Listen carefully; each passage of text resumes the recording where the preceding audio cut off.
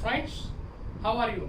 So we are dealing with the chemistry of carbohydrate, and in which we have seen the monosaccharides, which we have already finished, and then we have seen the disaccharides. So today we are going to see about the polysaccharides in the classification of the carbohydrates: monosaccharide, disaccharide and polysaccharide.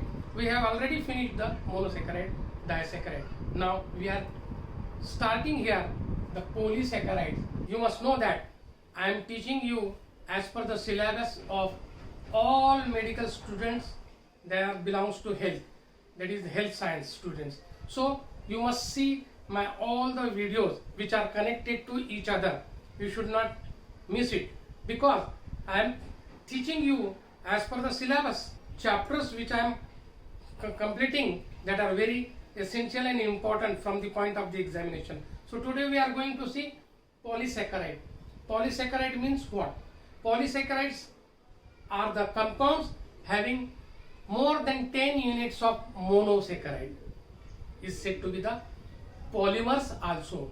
The polymers are nothing but they are the linear compound or branched compound of monosaccharide. So you must know that the polymers are also the derivatives like amino sugar and uranic acid. So these polymers, they constitute the polysaccharide. So you must know that polysaccharides are the compounds belongs to more than 10 units of monosaccharide. So these polysaccharides which we are seeing here, first we'll see the starch.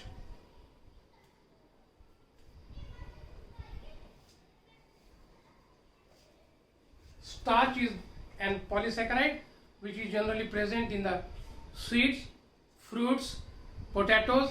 It is one of the important polysaccharide. And here if you see this starch, it contains two different compounds known as amylose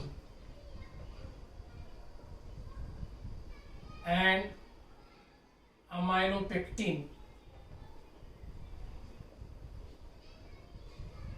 So these are the two compounds which are present in the starch. So here if you see that this amylose will be linear, it will be in linear manner, and amylopectin, it will be branched, So you must know that. First we'll see what are the amylose. Amylose is nothing but it is a compound connecting the two glucose molecules or many glucose molecules with the help of a bond known as covalent bond. I have already told you that what is meant by glycosidic bond.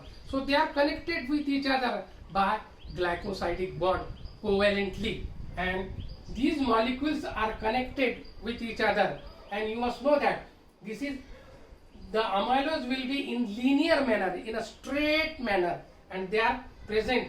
This is an example that glucose molecules are connected with each other with the help of covalent bond. So here it will be present in a straight manner. Many monosaccharide molecule will be there and they are covalently joined with each other. Now this is amylose. Amylose will give blue color with protein. This is one of the chief characteristics of the amylose. If we'll see, and then we'll see the amylopectin. Amylopectin is a branched polymer. Branched polymer means it will be connected with each other. The glucose molecule will be connected with each other by a glycosidic bond known as alpha-1,4 glycosidic linkage. Amylase will be connected with each other by alpha-1,4 glycosidic linkage, but here this amylopectin will be connected with each other. The monosaccharide molecules will be connected with each other by alpha-1,4 glycosidic linkage as well as 1,6 glycosidic linkage.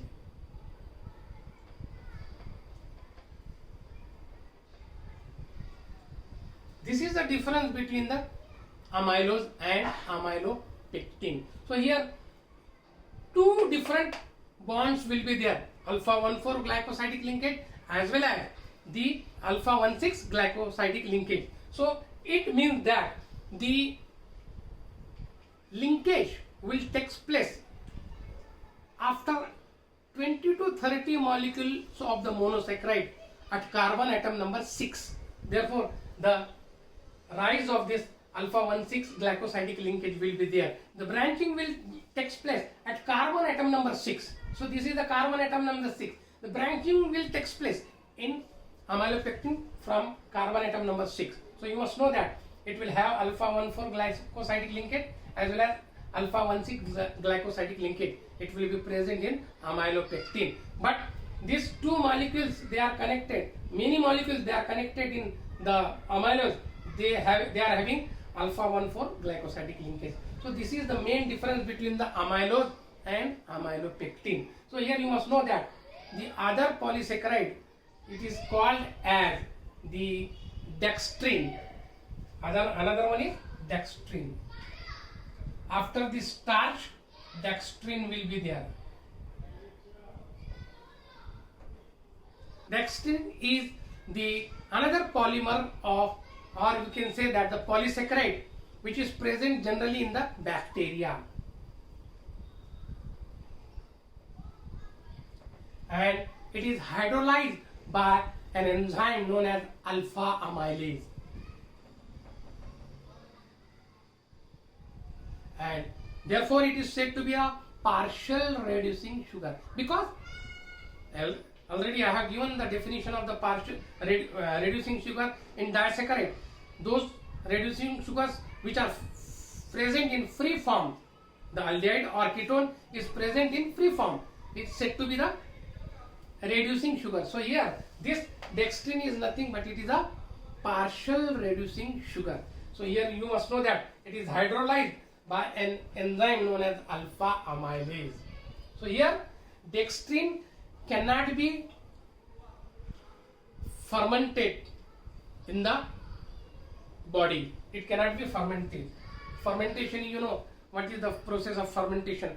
The sugar molecules or the substances which are converted into alcohol or the organic compounds or the gases is said to be the fermentation. So dextrin in our body is not fermented by the yeast. So you must know this.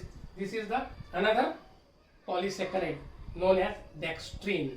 Then we will see the another polysaccharide known as glycogen. It is glycogen.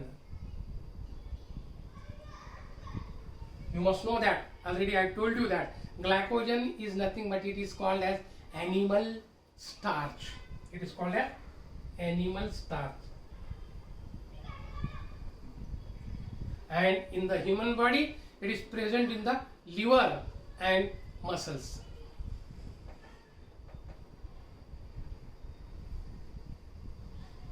So it is present in the liver. I have told you already that why it is stored in the liver. Why it is stored? The reason for storing the glycogen in the body is that it maintains the blood glucose concentration. How?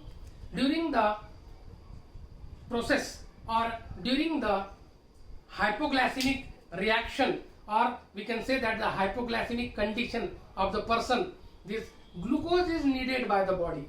At that time, glycogen will be broken down to glucose, and it is just passes towards the bloodstream to maintain the blood glucose level. I have already told you by manual method the blood glucose level in fasting blood sugar is 80 to 120 milligram percent, and in post meal 110 to 180 milligram percent. So 180 is nothing but it is a renal threshold value. If this renal threshold value 180 milligram percent, if it raises in our body, then there can cause a disease known as hyperglycemia. Hyperglycemia.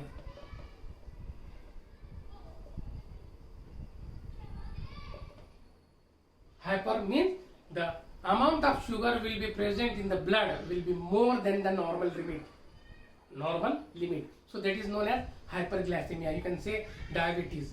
It is an endocrine disease. So you must know that this glycogen is stored in the liver.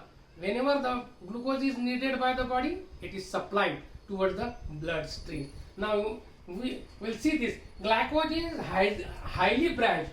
Here in the picture it is shown here. The highly branched diagram of this glycogen is shown. It is highly branched at the interval of every 8 to 10 molecules of glucose. 8 to 10 molecules of the glucose will show the branching. So here after every 8 to 10 glucose molecules will be the branching point here in the glycogen. So these are highly branched polymer. So you can say that polysaccharide. So you can say. So here we can see that the muscle, in the muscle, why this glycogen is needed? For the energy purpose.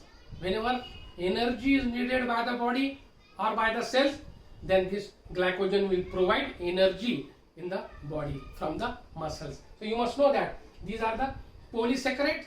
Then the another polysaccharide is known as cellulose. Cellulose is nothing but it is an polysaccharide, belongs to plants. And the presence of the cellulose in our body to help for the food to move from stomach towards the intestine smoothly. And these cellulose are not digested. Why? Because there is an absence of an enzyme known as cellulase. Therefore, cellulose cannot be digested in the human body. It will be help for the food to make the food bulky. In scientific language, one can say that it is used as a fiber. The cellulose, they are nothing but they are the fibers, and they are important for the human body to make the food bulky. Now this cellulose in our body is present, that is beta 1,4 glycosidic linkage.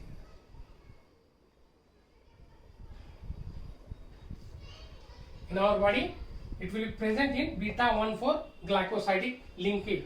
But you must know that these cellulose are digested by the ruminants. Ruminants means the animals.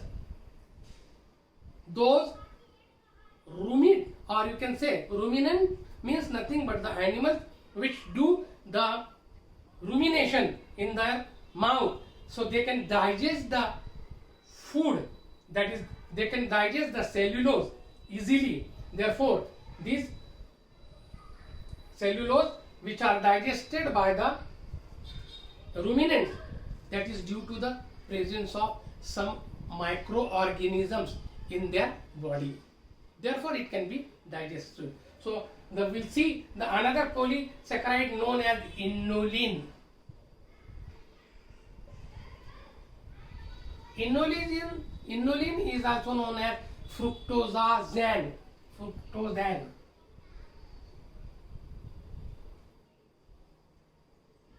Fructosan. So this inulin, which is present generally in the form of beta 1,2 glycosidic linkage. Beta 1,2 glycosidic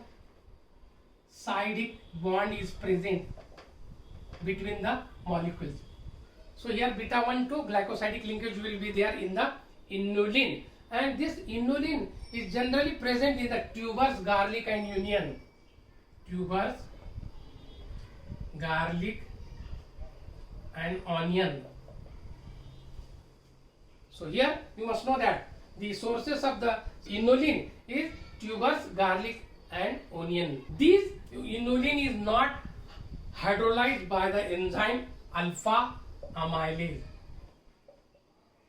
Not hydrolyzed.